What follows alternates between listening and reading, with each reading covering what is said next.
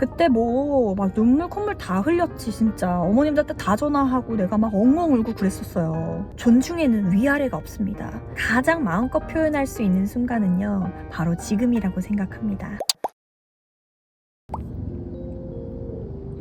오늘의 주제는 관계입니다. 제가 보면 정말 멋있고 잘생기고 예쁘고 정말 모든 면에서 완벽한 사람들이 관계와 소통에 있어서 서툰 부분을 되게 많이 봤어요. 근데 아무리 잘나도요, 인생 혼자 사는 것이 아니기 때문에 이 관계에 서툴기 시작하면 조금 살기가 불편하거든요. 그래서 관계에 대해서 많은 고찰을 하고 성찰을 하며 살아가는 것이 저는 좋다라고 생각을 하고요. 이 소통 방식은 하나로 굳어지는 게 아니라 개선해 나가고 개선해 나가고 개선해 나가는 그런 면들이 있어야 인생을 살 때 큰 애로사항 없이 그렇게 지낼 수 있다고 생각을 해요. 왜냐하면 내가 가지는 관계는요, 한두 개가 아니거든요. 처음엔 누군가의 자식으로 시작하고 누군가의 언니, 오빠, 동생, 형, 친구도 있고 사촌도 있고, 그리고 사회에 나가기 시작하면 이제 고용주와 직원의 관계가 될 수도 있고요. 결혼을 하면 남편과 아내의 관계가 될 수도 있고요. 시어머니와 그리고 며느리의 관계가 될 수도 있고요. 관계는 정말 피할 수가 없는, 그래서 이 관계에 대한 훈련이 우선시 되어야 살 때 조금 덜 슬프고 덜 외롭고 덜 서러울 수 있다는 거죠. 그래서 우리는 관계에 대한 나만의 어떤 기준과 정의를 정립하고 이를 계속 고찰해 나가면서 살아야 된다라고 저는 생각을 해요. 뭐 최근에 생긴 그런 불미스러운 일들도 사실은 관계거든요. 그리고 저 또한 비슷한 경험이 아주 많았었어요. 진짜 완전 PTSD 올 것 같은데, 근데 아무튼 요지는 그거였어요. 저는 어렸고 최대한 많은 사람들에게 좋은 사람이 되고 싶었고, 요구가 지나치다는 것을 잘 몰랐어요. 그냥 요구를 하나 들어주고 그 다음 걸 들어주고 그 다음 걸 들어주다 보니까, 뒤돌아보니까 그 요구가 커져 있었던 거지, 그때 당시는 그 요구가 나에게 부담이 되고 압박이 되고 힘들다라는 거를 쉽게 잘 캐치하지 못했던 것 같아요. 그러다 보니까 다른 사람에게 불편함을 초래할 수밖에 없었던 상황이 되어서 여기저기서 막 전화가 오기 시작하고 난리가 난 사건들이 있었어요. 그때 뭐 막 눈물 콧물 다 흘렸지. 진짜 어머님들한테 다 전화하고 내가 막 엉엉 울고 그랬었어요. 근데 제가 너무 운이 좋게도 그분을 제외한 나머지 어머님들은 저한테 정말 선생님이 어떤 의도로 그런 결정을 하셨고 아이들을 향한 마음이 어느 정도인지를 다 알고 있다. 그러니 선생님 울지 마시고, 선생님 마음 추스리시고 오늘 수업 재밌게 잘 하시고 저희는 아무 걱정하지 마시라고 그렇게 말씀을 해주시는 거예요. 그래서 일단락 마무리가 되었었는데, 저는 그때 이후로 학부모님과 선생님의 관계도 정말 쉽지 않구나. 이 관계에 대한 해결을 빨리 터득하지 않으면 난 진짜 죽어버리겠다 생각을 한 적도 있었거든요. 오늘 제가 말씀드릴 관계에 대한 이야기는요, 학부모님과 이제 선생님과의 관계뿐만 아니라 친구와 친구와의 관계, 정말 며느리와 시어머니의 관계, 연인과의 관계, 부모와 자식 간의 관계, 모든 관계에 해당되는 이야기예요. 그러니 한번 같이 이야기를 하면서 생각할 거리를 제가 던져드릴게요.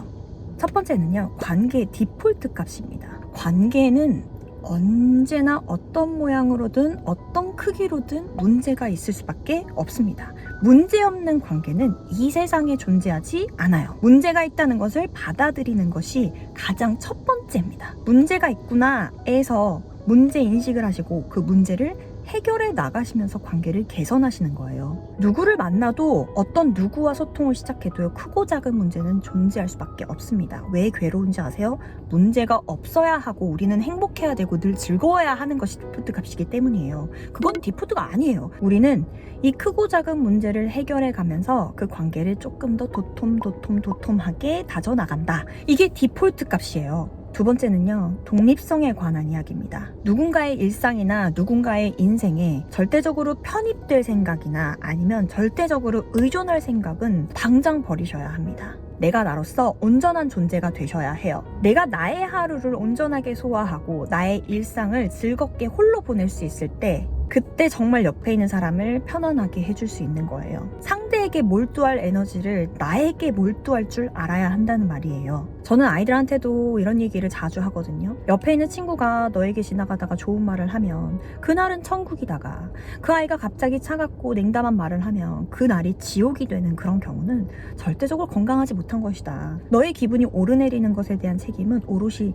네가 가지고 있어야 된다라고 제가 얘기를 하거든요. 어느 누군가와 관계를 시작했는데 그 사람이 그 일상의 전부가 되어버리거나 그 사람이 하는 모든 말과 행동, 눈빛 하나까지 너무 몰두하게 된다면요, 아직 옆에 사람을 들일 준비가 되지 않은 겁니다. 홀로 온전해지는 그런 훈련을 먼저 하셔야 된다고 저는 생각합니다. 이것도 제가 되게 중요하다고 생각하는 건데요, 서로의 기능을 충실히 수행하여야 합니다. 각자가 가지고 있는 소기 목적을 잘 수행하고 각자가 처해 있는 자리에서 자신의 기능을 충실하게 수행하는 그런 사람들이 만나야 된다는 거예요. 우리 아들은 때때로는 나에게 남자친구 같고 남편 같고 또 아들 같기도 하면서 내 베스트 프렌드 같아 라고 말할 때요, 조심해야 하는 감정이 있어요.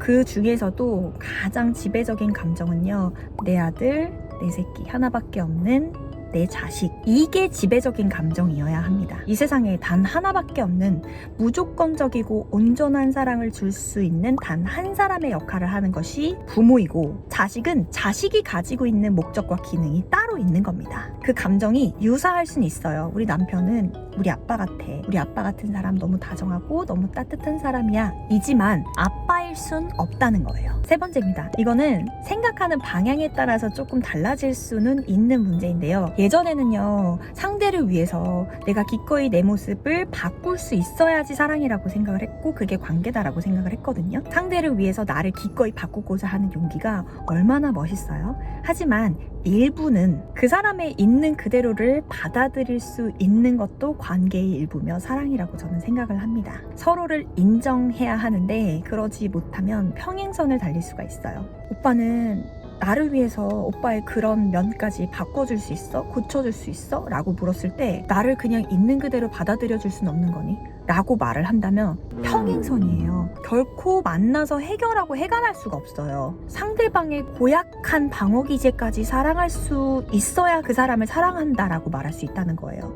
네 번째는요, 모든 관계와 소통에서 생길 수 있는 그 갈등에 대한 회복력, 아주 심각하고 무거운 문제도 깃털처럼 슬쩍 지나갈 수 있는 그런 마음이에요. 특히 유쾌한 마음, 유머 같은 것들 너무너무 중요해요. 상대방이 어떤 말을 했을 때 곡해하지 않고 왜곡하지 않고 그냥 가볍게 훌훌훌훌 지나갈 수 있는 그런 마음들이 정말 중요하거든요. 엄청 무거워지는 거예요. 왜 저렇게 얘기했지? 왜 저 표정은 왜 저러지? 왜 저렇게 말투가 저렇지? 이렇게 생각하면 안 되고, 아 그렇구나, 끝.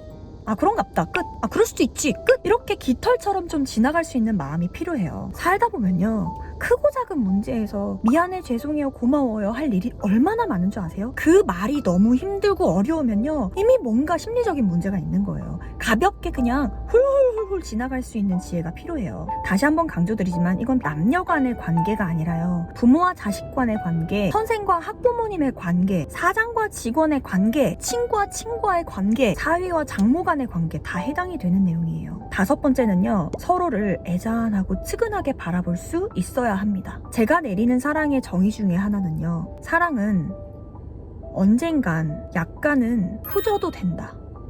내 아픔을 조금은 드러내고 보여주면서 나 여기가 너무 아픈데 같이 아파해 줄 수 있을까? 나 이거 치유하고 싶은데 같이 이겨내 줄 수 있을까? 라고 묻는 게 사랑이라고 저는 생각을 해요. 반대를 얘기해 볼까요? 내 아픔은 누구에게도 보여주고 싶지 않은 거예요. 이 사람한테 잘 보이기만 하고 싶은 거예요. 그래서 어딘가가 편하지 않고 늘 불편한 거예요. 저는 개인적으로 그건 되게 살기 불편한 삶의 방식 같아요. 제가 느끼기에는. 우리는 결국엔 같이 늙고 같이 초라해져요. 살다 보면 좋은 모습보단 좋지 않은 모습을 보여야 할 때가 더 많을 수도 있어요.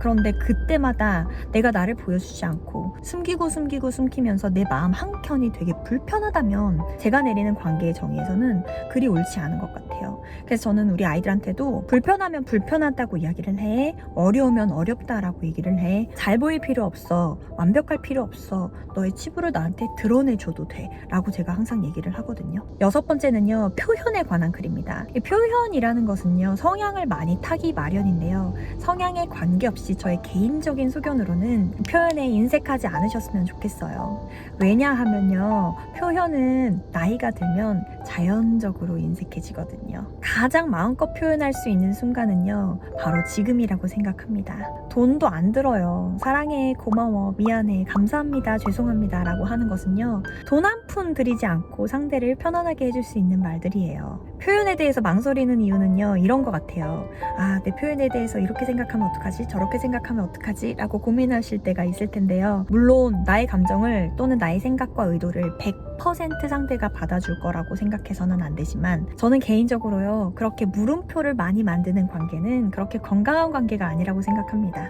느낌표를 많이 만드는 그런 모먼트가 많아야 돼요. 이게 진짜 중요합니다.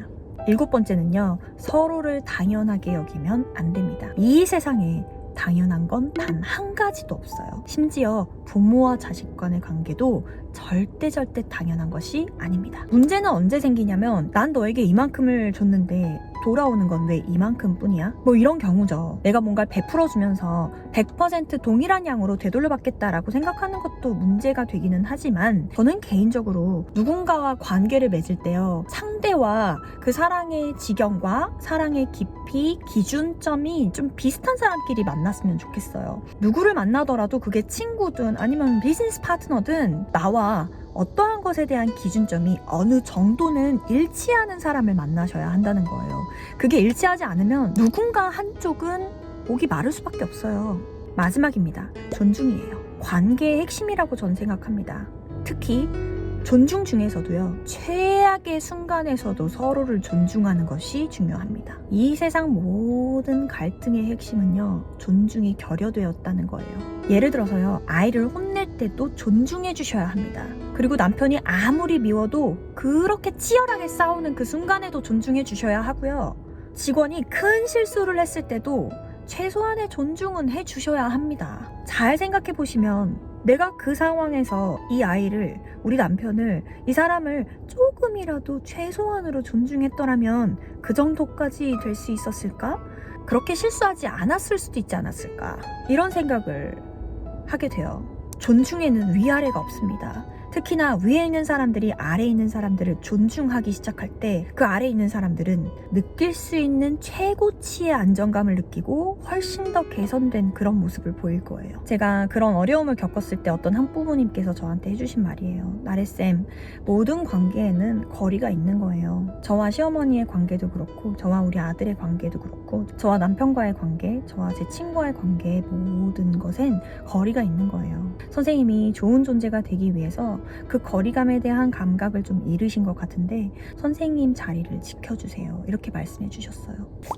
그러니까요, 이렇게 생각하지 않으면요, 우리는 그냥 살아가는 대로 사라지게 되어 있어요. 조금 더 깊게 생각하시고 한 번쯤 골똘하게 생각하시면서 점점 발전하는 우리 선생님들 되셨으면 좋겠습니다. 자, 오늘은 여기까지입니다. 구독, 좋아요, 알림 설정, 댓글 많이 남겨주세요. 손나래 말라래.